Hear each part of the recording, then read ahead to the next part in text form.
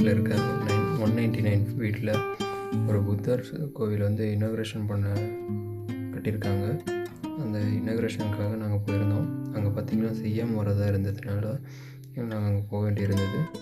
அங்கே வந்த அப்புறம் எங்கள் சார் வந்து யார் என்னென்ன பண்ணிகிட்ருக்காங்க எல்லாம் பார்த்துட்டு நம்மளோட ஒர்க் என்னென்ன பண்ணணும் அப்படின்றதெல்லாம் எங்ககிட்ட சொல்லிகிட்டு இருந்தாங்க. அதுக்கப்புறமேட்டு எந்த இடத்துல சிஎம் இருக்காங்க அப்படின்னு சொல்லி எங்கள் சார் வந்து எங்ககிட்ட சொல்லி காட்டிகிட்டு இருந்தார். இங்கே அவருக்கு கை நீட்டுற இடத்துல தான் சிஎம் இருந்தார்.